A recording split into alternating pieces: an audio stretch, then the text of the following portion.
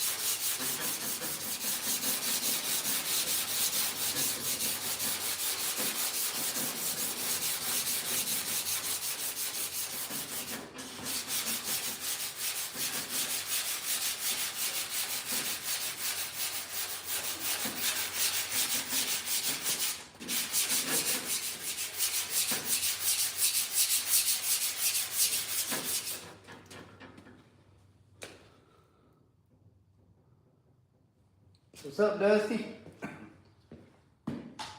How's it going?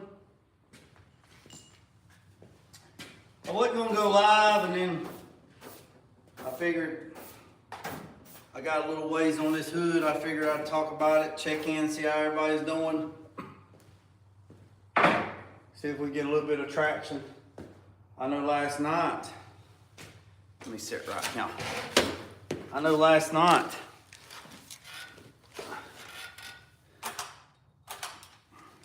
I don't know which one's better.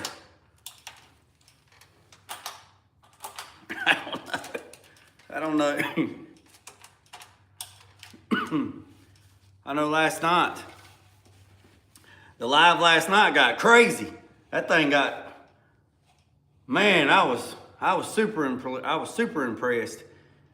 Got all, it was 2 hours and 12 minutes long, and it was right at 18,576 views in less than 2 hours. Man, that was crazy. That was crazy bananas. I think it peaked out at like 600. I looked on, it was like 689 people was on at one time, according to the algorithm caught a hold of it. And then it was like 200 and some comments. And then it gives you like the comment thread on how fast the comments were. And then I think it was shared like 24 times. If I'm not mistaken. That was crazy. And picked up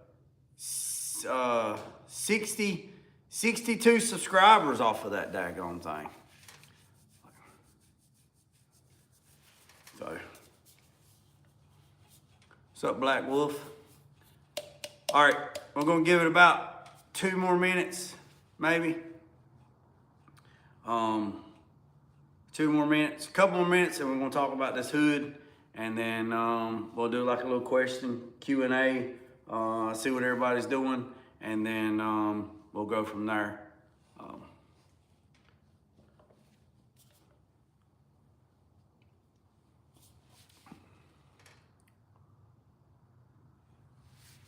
Okay, I can't pronounce that, but nice to meet you. Glad you're to the channel.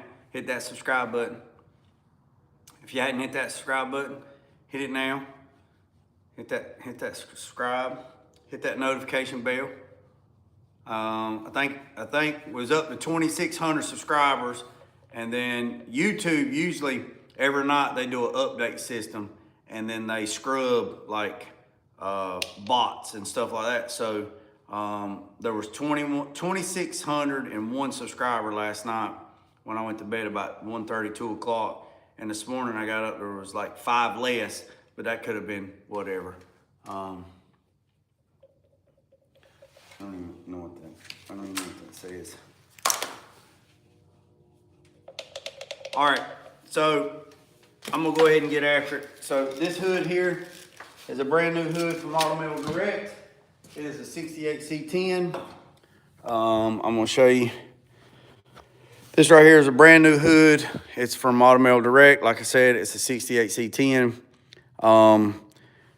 It's flipped upside right. On the bottom side, I already went ahead and sanded that the other day. And then I did a short little live where I was TIG welding those brackets on the inside to bolt these panels.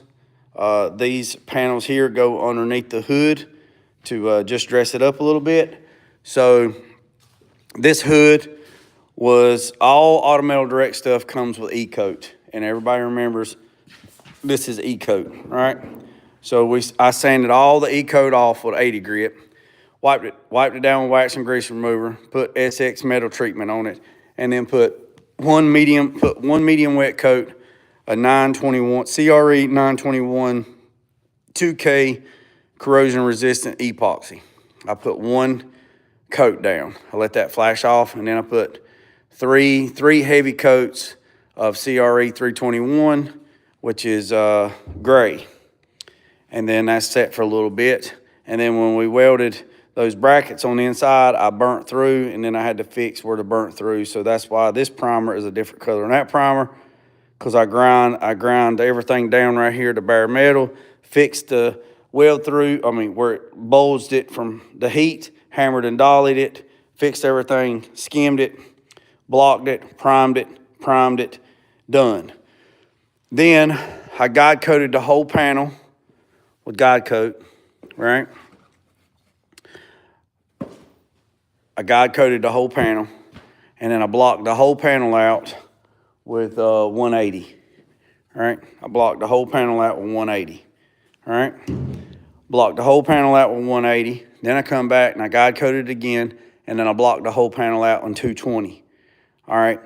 So where I hit black, that tells me that I'm already through my 3 heavy coats of CRE 321, which is gray. That's the black. Once I break through black, I'm at bare metal, so I stopped. So these are 2 dings from shipping or factory or whatever.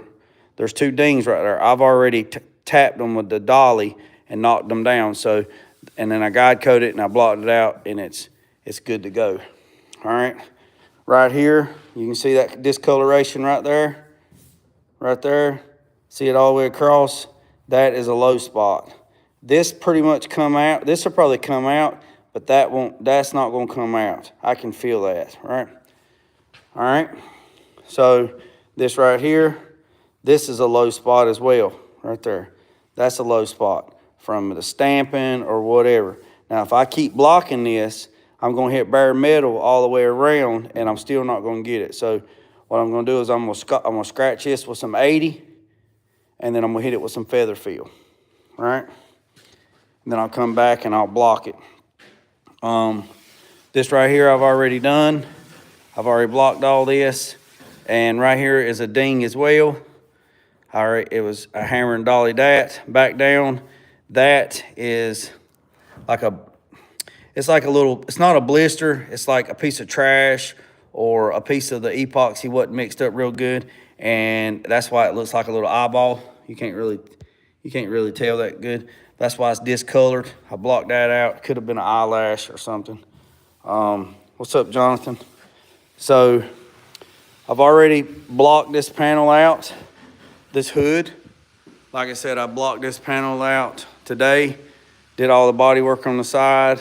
Did a few other things too, but mostly I was concentrating on this today, off and on, between that. And then I ordered some nut inserts for these panels right here. So when I flip this hood back over, I'm gonna drill into those panels, and I'm gonna put 1/4-20 nut inserts into the panels, and then I'm gonna order stainless steel button head screws.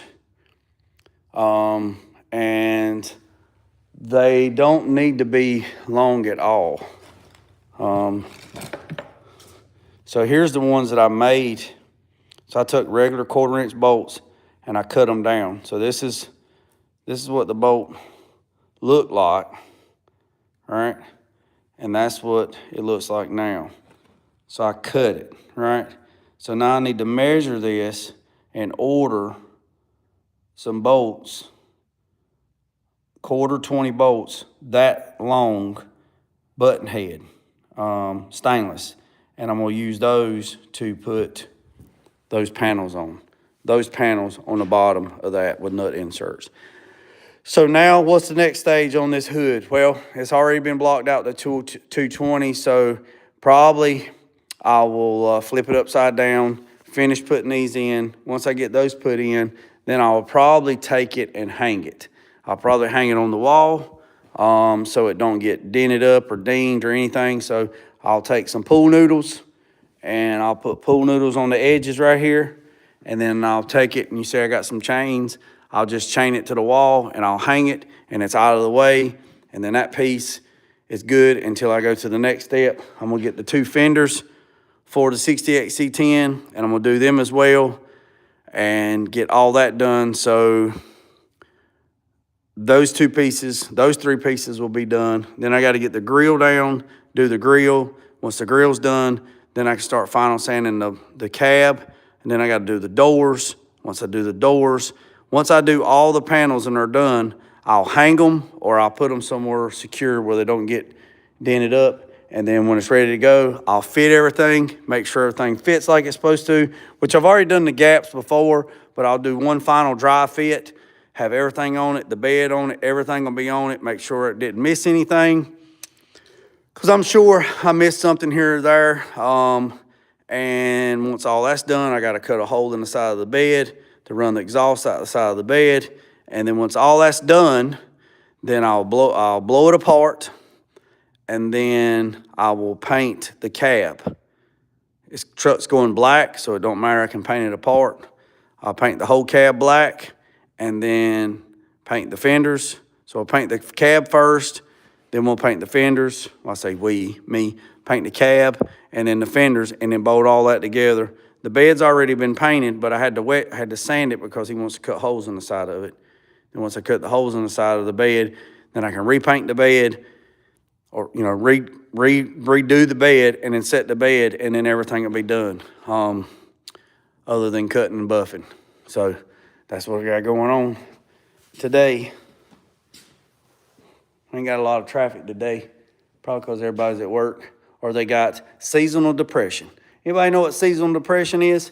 Seasonal depression is where you have cabin fever and you locked up and the sun shining ain't shining and you don't have no vitamin D and you don't have no serotonin, and everybody gets depressed and they want to go outside, but they can't go outside because it's raining and it's a gloomy day, and you get down in the dumps and the B12 gets low and they just, because let's be honest, this is not the most appeasing weather, but you gotta take the good with the bad and the ugly.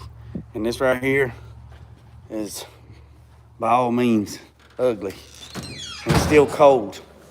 It's still cold. So that's about it. Anybody got any questions? And we'll go from there. So Jonathan, I guess everybody's asleep today, buddy. I guess everybody's a sleepy time. But I am scheduled to go live tomorrow at 6, and we're going to finish that fender. We'll see how many people come back. I think the last time I checked, I think the video was almost, it was either at 19,000 or over 19,000. I'm not sure. I'm still blown away how fast those numbers went up. Like crazy fast. So that's about it. What y'all got going on today? Oh yeah, I looked at those microphones. You can't link those microphones to the phone because they're DJ1 mics and they're not Bluetooth compatible. So the DJ2 mics are Bluetooth compatible. So I need to see if I can send these other mics back and get the DJ2s. And go from that. But that's it. That's about all I got, boys and girls, ladies and gentlemen. Ain't got no foot traffic, so I'm gonna give it about 2 or 3 more minutes, Jonathan, and if ain't nobody jump on here and we get any daggone interaction going on, I'm gonna go ahead and end this live, and we'll be back tomorrow at 6. We'll be back tomorrow at 6 to finish this fender here, and the process will be fix these 2 little low spots right there, and then I'm gonna go ahead and have some primer, some epoxy mixed up. I'm gonna have some epoxy already mixed up because it's got like a 2-hour shelf life. And I'm gonna spray primer. I'm gonna spray epoxy in here tomorrow. There's really nothing in here that's gonna get oversprayed on that's gonna matter, but that's what we'll do tomorrow. We'll finish that. So right before I go live at 6, like 5:45 or something, I'll mix up some 2K epoxy, and I got a 2-hour shelf life, pot life on it, and then we'll finish doing that, and then we'll spray some high build, and then we'll be done with that, and then we'll go to the next one. Yeah, mic would be nice. Yeah, so I wasn't aware of it, but here's what I got. So this is what let me turn this around. So this is what I have, right? So actually a subscriber sent these to me, right? And I've never opened them. They're still in the pack. They still got the cellophane on them. But right here is what it says. Right here, it says, made iPhone. It says it's good up to a 12 Pro Max. So 12 Pro, SE, 2nd generation, XS, 8 Plus, 8 Pro, or 12 Pro, 11 Pro, 11 Pro Max, iPhone XS, iPhone 8, 12, 11 Pro, XR, Mini, 11, and iPhone X. Well, these right here, you have to plug in this into the charger port of the phone, right? This is the transmitter. These are the mics, right? Well, this won't plug into this phone because, you know, they changed the charging port. So I'd never opened these, right? And then I Googled it and looked it up, and DJI mic, these, the first series, are not Bluetooth without this transmitter, but DJI mic 2 is Bluetooth compatible. So I can link the DJ2s to the phone. Also, I can link the DJ2's Bluetooth to this, to the camera. So this was an awesome gift, and I just can't use it. So if the subscriber is on here, he's very quiet. He don't comment. But if he's on here and he watches this,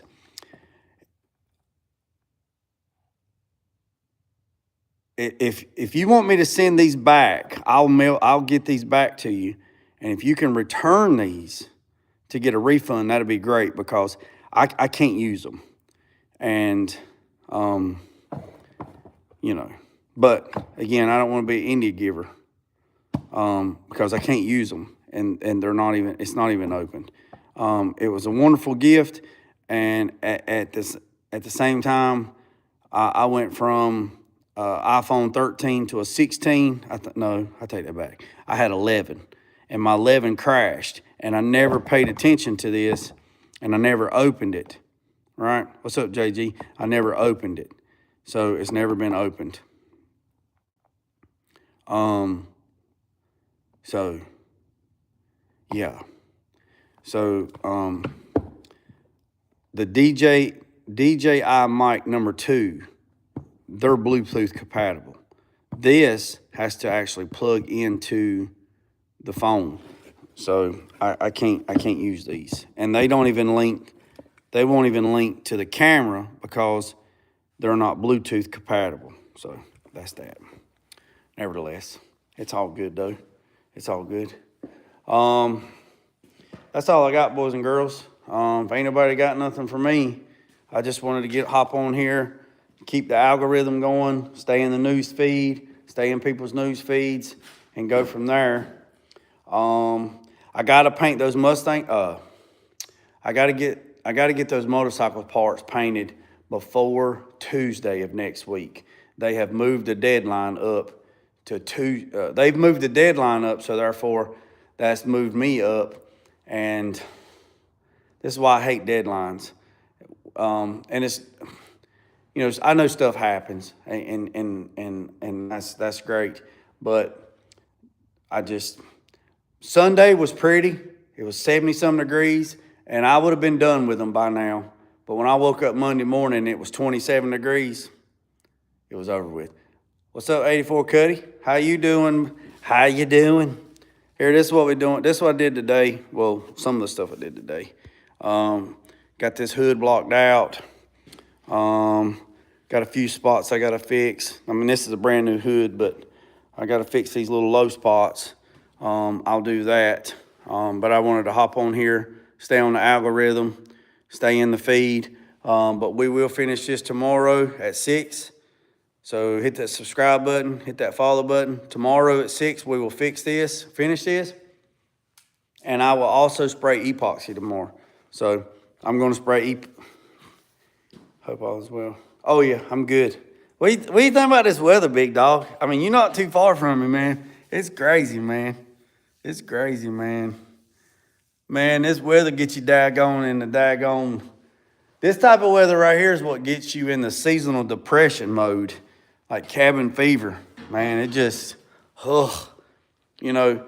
And I know somebody's probably going to say, well, man, you got a shop, man. You working in the shop. You know, guys that don't have shops, something, we have to work in the yard and it's raining. Yeah, you're right. But let me tell you something.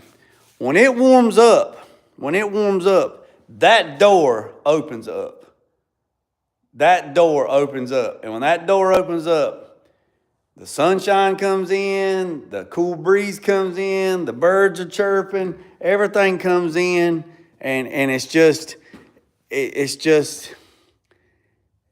a whole lot better, because I'm telling you, this weather right here sucks bananas. You know, it sucks worse than bananas. I mean, it sucks bananas. You know, just sucks. Us driveway boys. Hey, look, I was a driveway boy for a long time. But when I switched gears, and this is what I done, I mean, me building this shop was a whole nother story. That's a whole nother story inside itself. It's not like I woke up one day and said, I'm going to build this shop. That ain't what happened. It took me years just to get this part done. I mean, decades.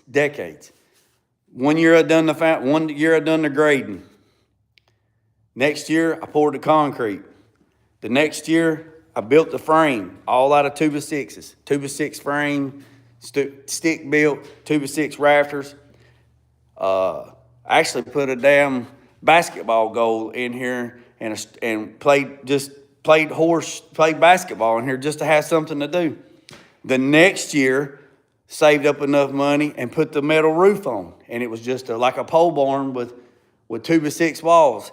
The next year, bought 3 pallets of OSB plywood. I bought 3 pallets of this.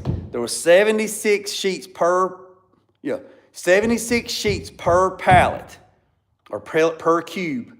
And bought this plywood at $2.88 a sheet. That tells you how long ago that was. $2.88 a sheet.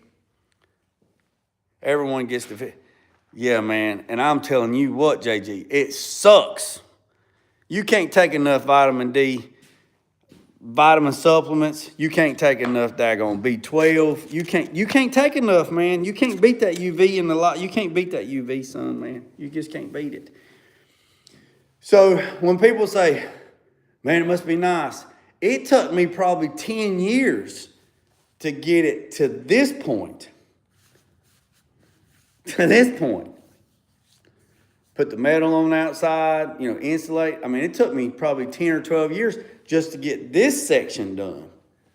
And then just added on as we went. So it's probably took me 20 years to reach what I am right now, because didn't go to the, not trying to get too much into it, didn't go to the bank and borrowed, $100,000 to build a building, or, just paid, hustled and done this and done that, and just, it takes time, if you're trying to pay out of pocket and you don't want no debt. That's the whole objective of life, is to get out of debt, not to have no debt. So, yeah, OSB. Yeah, $2 a sheet. So, $2, just say $3 a sheet, and you got 70 sheets to a bundle.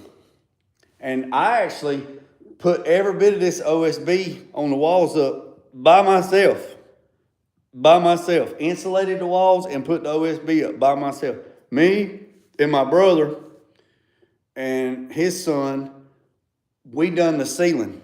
It's 2x4 strips, and then we put OSB up, and then I caulked all the seams, and then I put 1x4s over the seams, and then I rented a sprayer, and I sprayed everything, and then we went from there. I mean, if I had to do it all over again, I'd put metal up on the walls. But so I could just wash the walls down, because doing body work in dust, it's terrible. That's why the paint booth is all metal. I can just pressure wash everything down, and it's gone. But this spring, I'm going to spray the attic in insulation, because the attic is not insulated, and that sucks. That takes a bunch. That takes a toll on it when you're trying to heat it. So hopefully, Lord willing, I'm going to spray the ceiling and that recycled trash, garbage. Hot water system.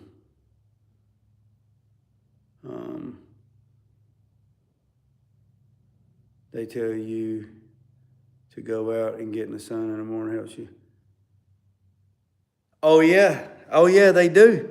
But you can't go out in the sun if the sun ain't shining. The sun ain't shining here in 3 damn days.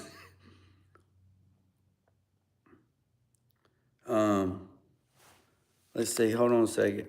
Oh, okay, I missed that comment. I'm very interested in a water heater earlier, building my next house soon. I like that idea. Okay, all right. So 909. So what that is a water boiler stove. That's what that is. So the concept of that is as old as time. But I will demonstrate. Let me find something to write with, and I'll show you basically how it works. You can get them all over. I think they've changed the rules now. I think you can get them where they don't have a lot of electronics on them. I know there in 2008, that administration made them where you had to get a bunch of daggone regen stuff on them. But you don't have to. But I'm gonna show you how it works. So basically what you have is you have a box, right? You have a cube, right? You have a box, right? You have a box, right? That box, depending on how big that cube is filled up with water, right? Now, if you get a carbon steel one, make sure it's at least 3/8 thick or plus, right? And make sure they treat the inside of it. If you get a stainless steel one, you can get by with 3/16 because stainless won't rust, okay? My next question is permits. There is no permits. It's just water. I mean, you might have to get a permit to put your water lines and stuff in, but it's basically a box. So it's a box, right? And that box, this is looking at this box from the front.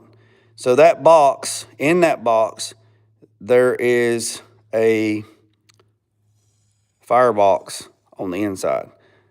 Sometimes they're round and sometimes they're square. It just depends, right? It just depends on the manufacturer, right? So we're gonna do a square box, right? No, we'll do a round box, right? Do a round box. So that's the firebox, right? Right? So you build a fire. No, it's not, no, it's not like that. You build a fire in this box and you got water in here, right? So you have, this is water. You build a fire in the box, that fire heats up this water, all right? So they have 100 gallon, 200 gallon, 500 gallon. It's basic, 1,000 gallon. You know, it keeps going on and up. And the gallons dictate on how many square footage, right? All your restaurant, all your big hotels, your schools, and all that stuff from all the way up until, you know, they use a boiler system to heat the water. That's why, you know, schools have endless water because they don't have hot water heaters. They have boilers. They have boilers is what they have. So basically that's what this is, right? So you got the firebox heats up the water, and now you get your water up to, you know, 190 to 200 degrees. You know, water boils at 212, right? And it is an open system, so it's not like it's gonna, it's open. It's vented out to the atmosphere. So it only has 14.7, well, me, because I live at sea level, 14.7 barometric pressure that's pushing on it, right? So you heat up the water. Basically what the water does is you have circulator pumps, right? So you got a pump, depends on how many pumps you have on it, right? And also depends on how much you are going to heat, okay? I have, I think mine's a 300 gallon. So mine's a 300 gallon, right? And it will heat up to 4,000 square feet, right? Without heating the domestic water, right? But if you heat domestic water, meaning the water that you take the shower with and all that stuff, you lose, they say you lose anywhere from 800 to 1,000. This is the numbers from the company that I got mine from, okay? So now you're down to 3,000 square feet, plus or minus, and you got 1,000 feet or 1,000 cubic feet plus or minus for your domestic water, right? And then this is your heat, right? So the way this works is, all right, the way this works is you have a 1 inch thermal line, and I did all this myself. I didn't hire nobody. I dug the ditches. I done every bit of this, right? So if you got the knowledge, you can do it. So in that firebox, in the back of that firebox, in the back of the box, this is looking at the back, you have ports, right? It depends on how many ports you have, right? So you got water that comes out, right? And then you got a circulator pump. And that circulator pump is 110, right? So, and then you got your returns at the bottom, right? Okay? And then the way it works is you got the hot water in the box. So you got hot water. This circulator pump is taking the water and circulating the water to your house, right? Right? Now, you're going to lose temperature through the ground, right?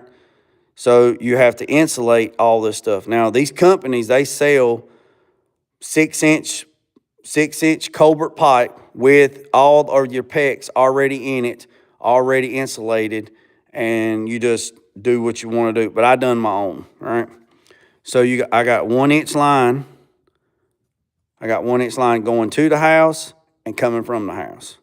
So once it gets to the house, what you do is in your duct system, like if you got heating and air, if you got central heat and air, you still keep your central heat and air.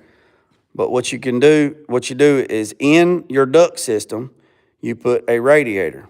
or a radiator, but they call it a heat exchanger, right? So I have a 225,000, told you wrong, 225,000 BTU heat exchanger in my ductwork, right? So in my ductwork underneath my house, there is a box that looks like that right there underneath my house. And in that box, there is that heat exchanger or radiator, ever how you want to say it. So this water runs in and it runs out, all right? Now, the blower motor, the fan, right, that's in your duct system that works your air conditioner, your electric heat, all that stuff, it's in the system, right? I wired up a Nest thermostat, right? I wired up a Nest thermostat in my house. It don't have to be a Nest. You can put you can put two regular non-digital, but I got a Nest, all right? So on my Nest thermostat, I have my thermostat set on emergency heat, right? Emergency heat, in normal terms, only activates the heat strips in the HVAC system. But I got it, I'm lying to it. So I have the emergency heat side, the emergency wire, the trigger wire, in my Nest thermostat. I have it run with a little bitty wire that goes to the circulator pump, right? So when my thermostat asks for heat, right? So I have my thermostat set at 67 for the heat to come on, and I have it set for 72 for the AC to come on, right? So once my thermostat drops below, once my thermostat drops below 67, the Nest thermostat sends a signal through that wire to my thermostat, to my circulator pump. Also, it sends a signal to my fan relay on my fan, and it tells it, hey, look, we need heat out of the vents, right? So what that does is this water is just sitting here. It's just settling, right? Right? It's just sitting there, and it's hot. It's anywhere from 190 to 200 plus degrees, just sitting there, right? It's just idling. When this thing asks for heat, it turns this pump on. That pump starts pumping water. That water takes it just a few, it don't take it much long, about a minute. That hot water starts circulating, right? The hot water goes through and it goes back and it just circulates, right? So you got water circulating. So you're taking the hot water and exchanging it with the water that's in the pipes, and it's just going around and around and around. Now, the blower motor comes on. Once the blower motor comes on, now the fan is blowing across the heat exchanger. The heat exchanger, just like in your car, the heat exchanger is sitting there with all this water, and it's at least 190. It's 190 degrees in here. I'm losing about 10 degrees in the ground because it's 175 foot from the boiler to my house. So I'm losing about 10 degrees, which is not bad. You know, it's not bad. So now I have the fan comes on and blows across the heat exchanger or the radiator, whatever you want to call it. And this air that's coming through this heat exchanger, coming off this heat exchanger, is anywhere from 175 to 180 degrees. Now that hot air is now coming out of my vent into my house. All right? My house heats up. It will go from 67. Once it asks for heat, it only goes like a 5. I think it's anywhere from 3 to 5 degrees. So once it gets up to like 70, it cuts it off. My house will heat up. The other day when it was 24 degrees, my heat in my house actually run for 1.2 hours all day. In 24 hours, that's how much my heat run. Because this is a different type of heat. Because you're throwing 175, 140, whatever you have your temperature set. But I know my efficiency, if I keep this water at 190 degrees, I know this is how this works, right? Now, I also have it where, I hope y'all screenshotted that. Y'all can go back and watch it. So now we go back to the box, right? So now we go back to the box. In the box, I asked to run domestic water. So domestic water, meaning my water, it goes into the box, but it goes into the box into 1-inch copper pipe. And that copper pipe is wrapped around that barrel on the inside, and it's in the water. So there's 200 foot of copper pipe in the barrel, wrapped inside the barrel. So you got the water and you got the fire, right? So the fire is in here, and then my domestic water, my water supply, right? My intake goes around that son of a gun. It comes out of this. So now my water, whatever my water temperature is, that's how much my water is coming out. Well, you can't run 180 degree water to your house, you'll scald yourself. So what I did is I put a mixing valve in. So I got hot water that goes in, cold water that goes in, and it mixes together. I have this thermostat set on 130 degrees. So you got 180 degree water going in, then you got cold water going in, it mixes together. I got 130 degree water running to my house. Once it runs to my house, I have an electric hot water heater that's under my house. It's 90 gallons, right? So when this water coming from the water stove is hot, right? I have it dumping in on the cold side, right? So this is hot water now. So I'm feeding hot water into my hot water tank, right? So I got 130 degree water coming in, right? My hot water heater is turned off. It's not even on. It's off. It's off because I got this right here, all right? Now, this is going in, all right? So you got hot water going in and you got hot water coming out. And then it runs to all your stuff, your shower, your sink, your dishwasher, your washing machine, whatever. So as long as I have fire going in this box and this water is 190 to 200 degrees, I can literally take a shower and you can drive an hour north and an hour south and I'm still in the hot water. I do not run out of hot water. As long as you have a fire burning and that water is hot, you will never run out of hot water. So when I'm not using the water, there's nothing moving, right? Okay, well, Jay, you said this hot water heater is off. It is. So this water in this hot water heater is just sitting there, right? And it's insulated. I have my hot water heater insulated. So the water is just insulated. So it's just sitting there. Well, what if nobody takes a bath for 24 hours or nobody uses hot water? This water is going to go down in temperature. You're exactly right. It is going to go down in temperature.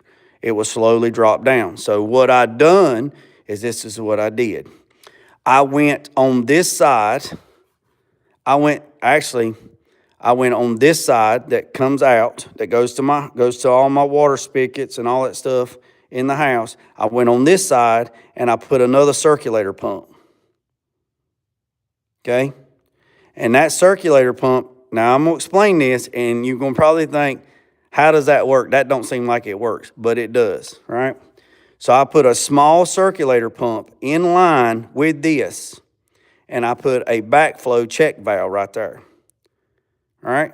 This thing is on a thermostat. It's hooked up to the thermostat to the hot water heater.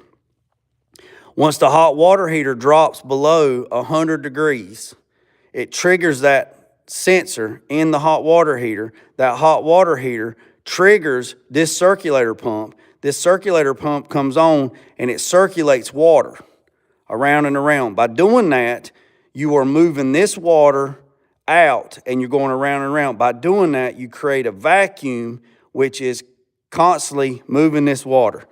Does that make sense? So I know that don't sound like it makes sense, but you can Google circulator pump to keep hot water continuously, and you can take that same pump and go in your house, even if you don't have this set up and you got a hot water heater, electric hot water heater. You can buy one of these things and put it on the furthest sink that you have in your house from the hot water heater. So let's say if you want to do the same thing and you have a bathroom over here, right? And you go in there and you turn on the sink for hot water, and you got to wait for the hot water to get from the other side of the house. You can buy these things on Amazon, Lowe's, or whatever. It's called a circulator pump. It's called a circulator pump for hot water, for domestic hot water for your bathroom, so you never have cold water. You always have hot water on demand, right? And this thing goes on your hot water side, underneath your sink, and it does the exact same thing. And you can put it on a timer. Like if you want instant hot water from 7 o'clock in the morning to 9 o'clock at night or whatever, or you can get it where it's just constantly running. And it takes very, very low amps, and it don't use a lot of power or nothing like that. It don't take hardly anything. And that thing just sits there and circulates. And what it's doing is keeping your water constantly moving in your pipes. So when you go in the bathroom and turn on the spigot to brush your teeth with hot water, you have hot water. So it doesn't let anything stagnate and hold in the system. Does that make sense? All right, let me check. Okay.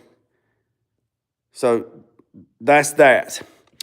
Now, also, I have 2 hose bibs on the back side of my house. I have a cold water and I have a hot water. So if I want to wash something in the yard or in the driveway, if I want to wash a car with hot water, I can hook a hot water hose up to the hot water side, and I can wash a car with hot water, which will be 130 degrees because I'm pulling hot water out of my system, which is the same temperature as the water through my circulator pump. So I can literally go out here right now and wash my car, and I can have hot water at 130 degrees, even though it's 35, 40 degrees outside. And that's that. Now, let's say that something happens, my fire goes out, I don't have a fire, let's say I run out of wood or whatever, or I know that's going on, then all I got to do is go over to my Nest thermostat, right, and take it off of emergency mode and put it on regular mode. And when my house asks for heat or air conditioner, or asks for heat, it actually goes to my heat pump, and my heat pump comes on, and then I got heat. So let's say I'm going to say for whatever, I always have, so my heat pump is my backup, my water stove is my primary. Also on my water stove side, on top of the roof, on the roof line, on the south side of the roof line of my wood stove, I have 4 solar water panels that are all combined together. There's 4 of them. It's 200,000 BTUs. So in the summer, I still burn trash and stuff like that to keep the water. But in the summer, I turn on the circulator pump for these 4 solar panels, water solar panels, and I circulate the water that's in the barrel through these panels. And I have a pop-off valve and a purge valve and an explosive valve. You know, if I get too much, if the water gets too hot, it purges itself off, and all the safety stuff, whatever. Try to be as safe as possible. So what happens is this other circulator pump in the summer months, when it starts warming up, I don't burn as much fire. I don't burn as much wood to save wood, but I burn trash and stuff like that. This circulator pump here takes over from this circulator pump, and it just circulates the water, because now in the summer you don't need heat, but I still need to take a hot bath. So I use sun energy, the UVs from the sun, to heat the water up, and I keep that going. Does that make sense? I know it's a lot. I had 4 HVAC guys told me I was crazy as hell that I couldn't ever do that, and I done it, and then called one of them back and told him to come check it out, and he's like, dude, that's crazy. I don't even see how that works. And here's another thing. The power company actually flagged me. It's a long story, but I told them what I was doing, and they actually flagged me the next year.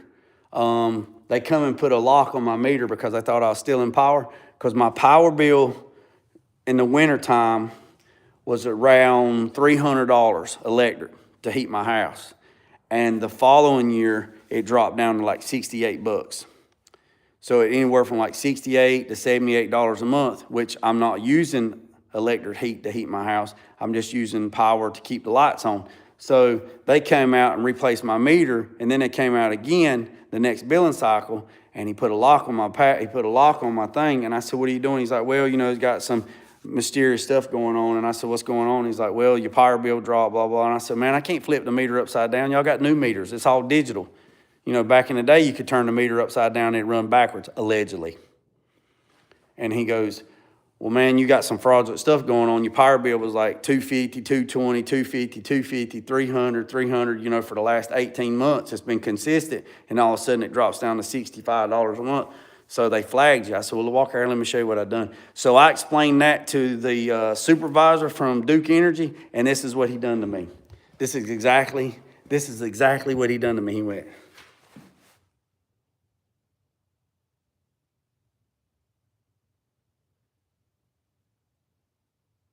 I said, "You still with me?"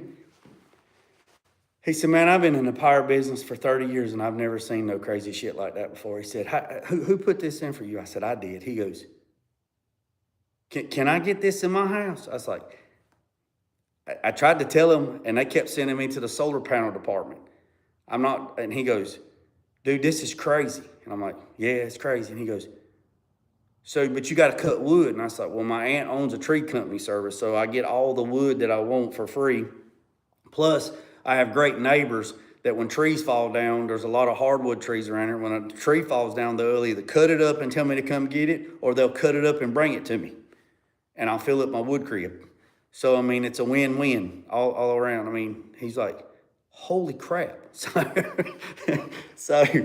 it is a lot of work. Like if I know that I'm running low on wood, I adjust, you know what I mean? And go from there. And now, here's another thing. If the power goes out, you ain't got nothing now. Nothing works. So you got to have a generator. So if the power goes out, none of this stuff works. None of your circulator pump works. None of that stuff works because it all runs on 110. So if you don't have a generator and the power goes out, then you just like everybody else. You ain't got no power. But I got that covered too. So I got a generator. I got a standby. So if everything goes out, she comes on, fires up, everything's good to go. Easy peasy, cheesy greasy. So yeah. But did you know you cannot totally go off the grid 100%? Do you know that if I decided that I wanted to go off the grid completely off the grid and run on generators, diesel generators or whatever, do you know that's against the law? And here, I was told that you can't go completely 100% off the grid. They won't let you. But anyways, that's a whole nother can of worms. But during the winter, we crack all the pipes. I need to add that to my water system. How do you cool it from 130? How is it a water closed loop, or do you have a well?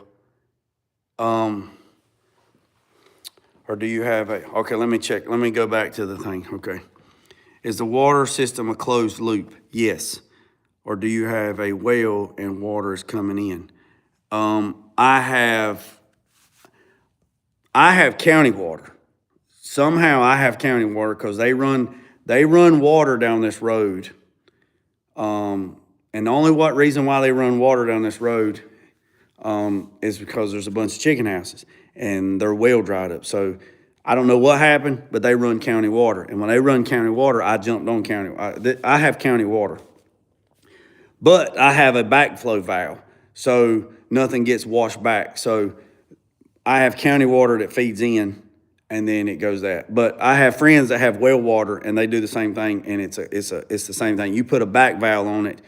You just put a back valve on a one-way valve on it, so it doesn't wash back. But everybody that's on county water has a backflow valve at the meter, so nothing washes back into the system. It's just the way they set it up. Those are old. What's old? What's old? I mean, there's a lot of people around here that still have wells. My parents have a well, and their well's like 600 foot deep. Yeah, it's massive. It's massive deep. It's been there since like the 50s. And they get like, I forget how much, it'll fill up a 5-gallon bucket in like no time. No time. And they're actually the only people on their road that actually can drink their water. Everybody else, the water's got, I think it's got too much sulfur in it. It's got something in it. Like the rest of the people on their road where my parents live at, they're the only ones that can drink that water. And they don't live but just like 4 or 5 miles from me, somewhere plus or minus. As a crow flies, probably 2 miles, but as a road runs, probably 5, 6 miles. But their well is the only people on that road that can drink their water. Everybody else has to drink bottled water or something like that, because I don't know, it's got too much sulfur in it or something like that. I don't know. I know when I was little, people used to come to our house all the time, and my parents had a hose bib and people would come there all the time, and they would fill up water jugs. And I never understood that, and I was like, why are they filling up water jugs here? And it's because they couldn't drink their water, you know. I mean, they would come get water from us, so they could cook with it and stuff like that. But taking a bath and stuff like that, they just used it. But their well water had too much sulfur. So I don't know. I don't want to say and be wrong. I just know they couldn't drink their water for some reason. I don't know. But anyways, so that's about it.